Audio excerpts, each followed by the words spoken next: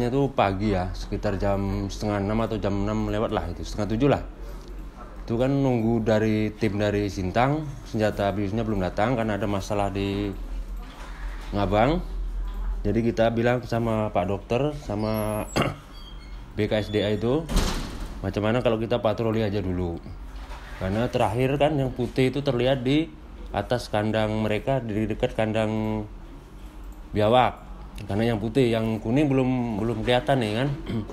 Oke, disetujuin sama Pak Dokter sama Balai BKSDA sama anggota TNI Polri, dampingi siap katanya. Oke, jalan lah. Sebelum jalan kita nyiapin amunisi ini cuma 2 bius Pak. Karena kan cuma hanya patroli tau. Belum siap bener lah.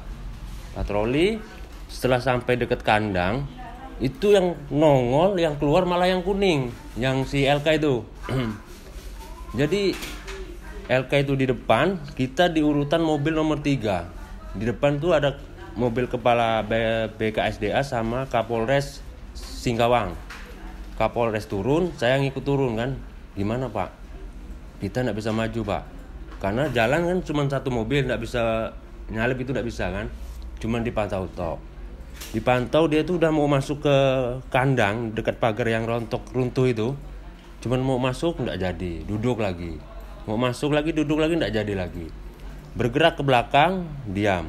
Naik ke atas sebentar, keluar sudah bawa lempiau. Ya kan? Kondisi seperti itu kita nggak bisa ngapa-ngapa lagi Pak. Jadi instruksi dari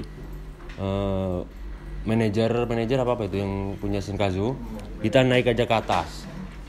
Naik ke atas, pantau dari atas. Setelah mantau dari atas ada 1 jaman lebih sampai bosen lah kita ngobrol sampai habis bahan.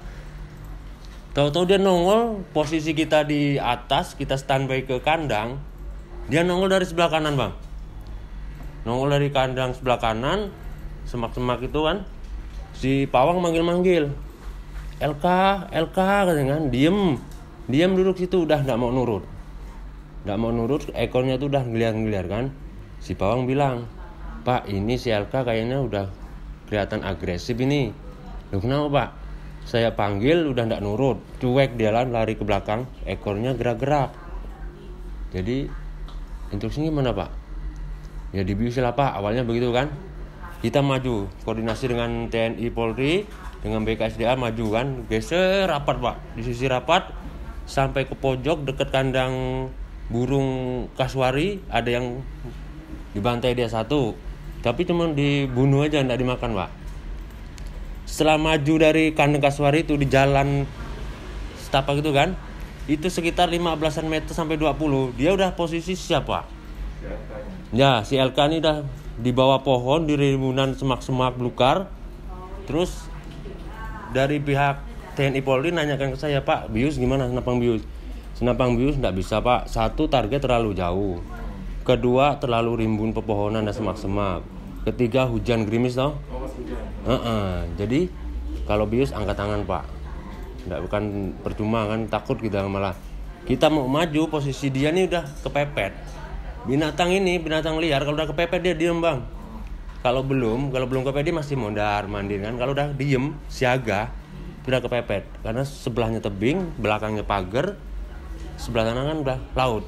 Nah, udah maju ke depan nggak bisa lagi Pak. TNI Polri sama Kapolres sudah siaga, anggota sudah bidik sasaran, dikunci. Gimana instruksi selanjutnya? Tunggu Kepala BKSDA instruksi ke pusat. Instruksi ke pusat dapat lampu hijau, dihalalkan, eksekusi. Selesai. Yang kuning LK selesai dah. Kita amankan ke freezer, aman. Naik lagi ke posisi kantin di atas itu yang ramai-ramai. Sampai siang, sampai sekitar jam 2, jam 3 belum ada kelihatan si Tora ini kan. Instruksi, kita istirahat dulu. Siang pun biasanya mereka kan ngadem, tidak akan ada pergerakan. Kita kembali ke hotel. Setelah kembali ke hotel, belum kita ganti pakaian, surah Pak Dokter Dayat langsung ngumumkan, ayo kita keluar lagi, ini udah sore biasanya keluar. Naik saya ke mobil Sinkazu, saya di belakang, di bak belakang sama orang kehutanan. Pak Dokter di dalam megang senjata bius.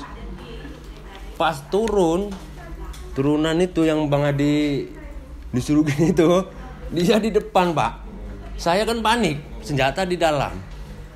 Dia udah nyebrang di tengah jalan ini. Untungnya dia balik lagi Pak.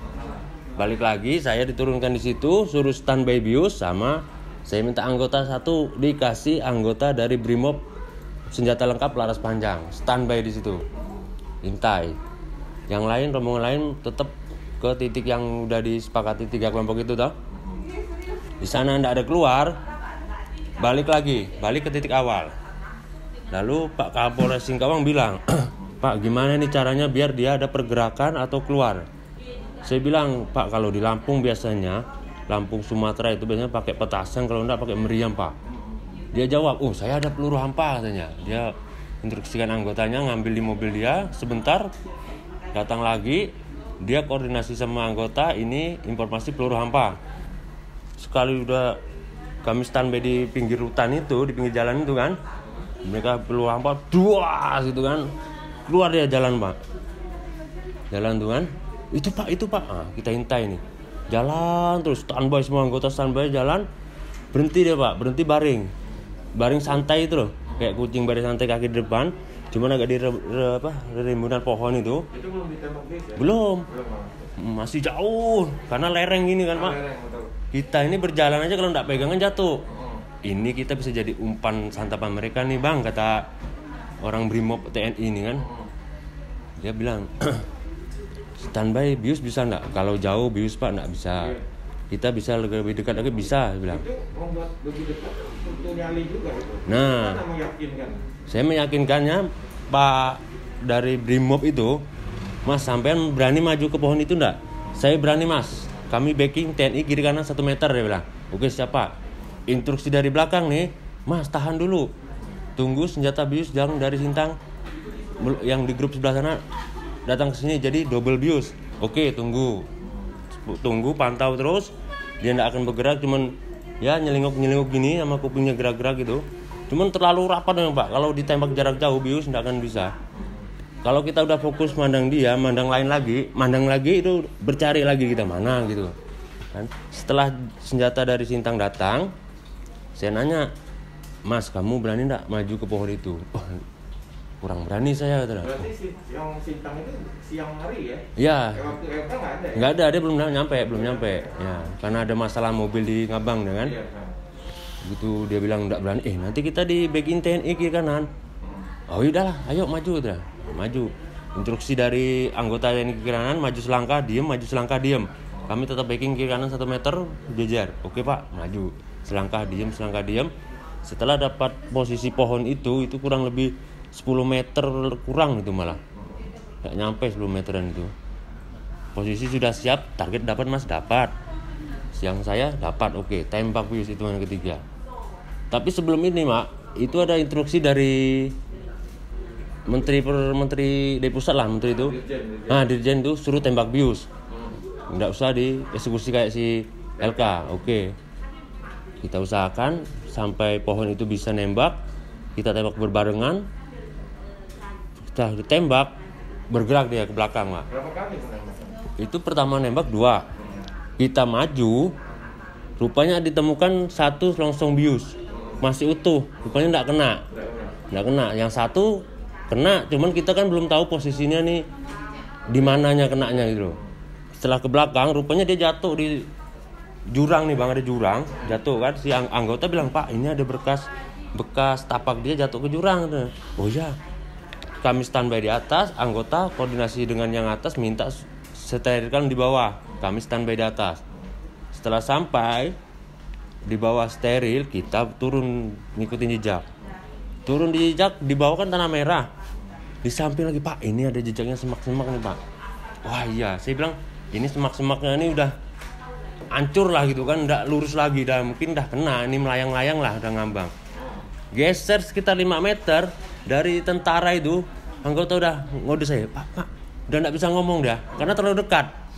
Sini ke dinding nih nggak ada nih Bang, kurang lebih lah ke dinding tuh antara. Tentara berhadapan. Sini tentara, sini saya, sini Brimob toh, kan geser jalan gini nih. Tapi yang berhadapan sama harimau itu tentara. Pertama tentara, Pak, dia ngeliat dulu kan, wah, siap, maju saya bilang, maju. Saya cari titik terdekat. Itu masih segar nggak? Masih, karena udah kena satu dulu.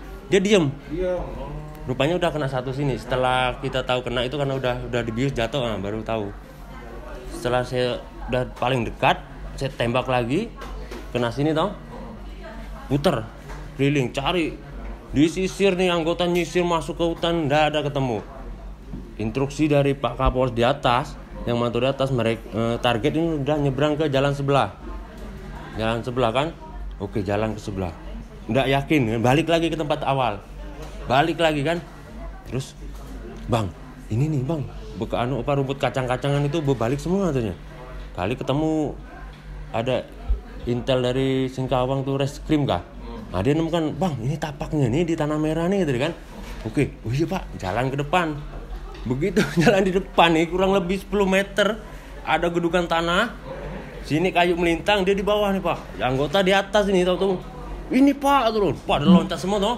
Saya balik ini, ya udah langsung emak pas kena sini ya. Maju kan, bius ready pak, maju. Pak, mereka udah tumbang pak katanya. Begitu udah tumbang saya bilang ke dokter Victor, dok, cek gitu kan. Standby ready, bius siap, TNI siap gitu. Jadi buat backing ini, mereka udah diem kan. Begitu udah dipegang sama dokter Victor itu tidak bergerak, langsung jaring. Di situ kita ngeliat bius itu 1 di kaki kiri, 1 di sini, 3 di paha. Berarti yang pertama itu kena di kaki. Di tangan. Kaki depan. Kaki depan. Enggak sama di paha. Nah, karena yang pertama itu kan mungkin dia kena lari kan, jadi celongsongnya tuh jatuh, tinggal jarumnya yang nancep. Nancep langsung dijaring, evakuasi naikkan ke mobil, bius ready siap terus, TNI siap, bawa ke kandangnya, buka iketan di kandang. Dah sampai jam malam tuh nunggu Pak Dokter Nuridayatullah itu suntik penawar bius apa kan, sampai 2 jaman lebih itu nunggu. Ya malam, setelah malam saya tarik terus ekornya kan. Begitu terakhir saya narik ekornya, dia debak gitu kan, noleh sini sambil jilat-jilat. Keraguan lagi di masyarakat, dan mari kita sama-sama keluar dari era pandemi ini, ya.